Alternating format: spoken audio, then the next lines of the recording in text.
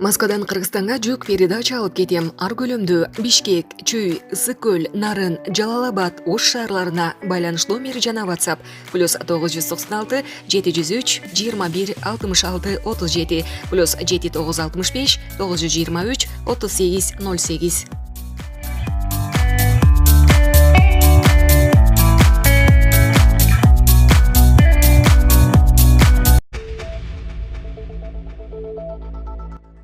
Америка Тажикстандын куралдуу күчтөрүнө атайын аскердик жабдууларды берди. Тажикстан бийиктикте керектелчү, ок өтпөчү кийимдерди, караңгыда көрсөтө турган дүрбү жана ар кандай брондолгон аскердик унааларды алды.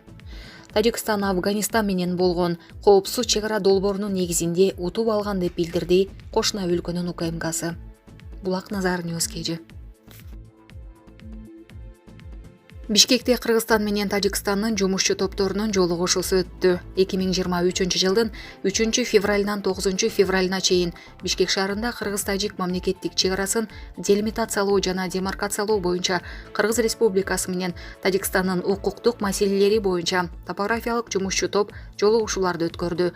Бул тууралуу Кыргыз Республикасынын Министрлер кабинетинин басма сөз кызматы билдирди. Жолугушуунун жыйынтыгында тиешелүү протоколдорго кол коюлду.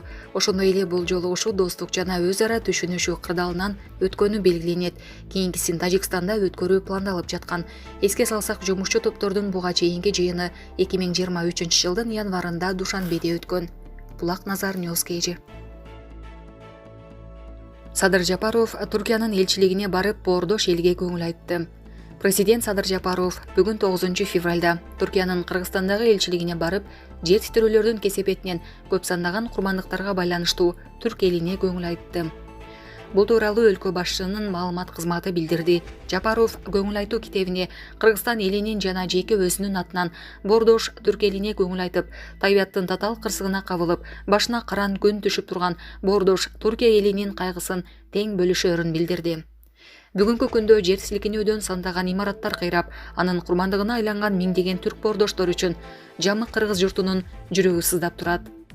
Сиздердин кайгыңыздар биздин да кайгыбыз. Биздин жүрөгүбүздө түрк элинин, Туркиянын ордучоң, кыргыз эли ата-бабаларыбыздан салт болуп келаткандай тарыхы менен тамыры бир түрк эли үчүн башыңыздарга кандай күн түшпөсүн, жөлөк, таяк, арка бел болууга ар дайым даяр.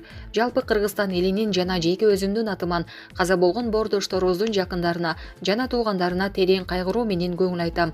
Жер титирөөдөн жарат алгандардын тез арада сакайып кетишин тилеймин деп жазган Жапаров.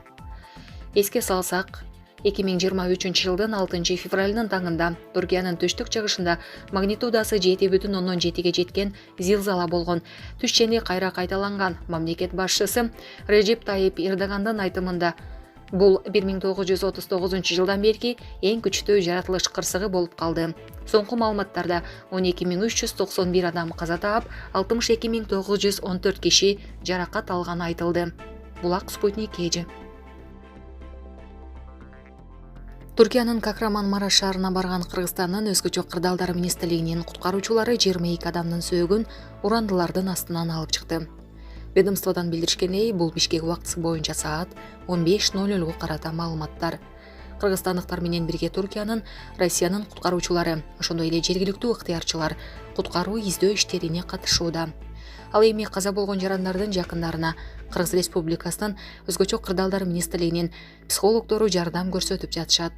Эскерте кетсек, 6 февралда таңга жуук Туркия жана Сириянын аймагында очогунда 7,8 балга жеткен катуу жер титирөө катталып, бир нече шаар кыйраган.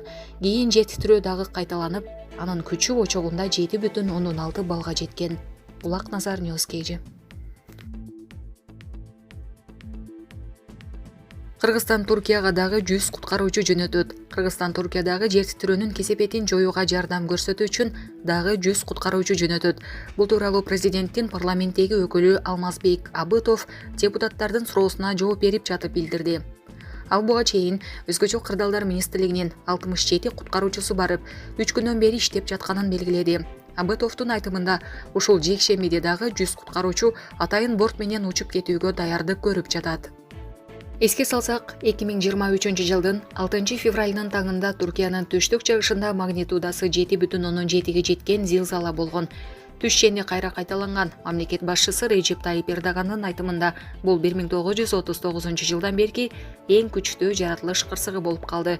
Соңку маалыматтарда 12.391 адам каза таап, 62.914 киши жаракат алганы айтылды. Булак Назар Ньюс Кежи.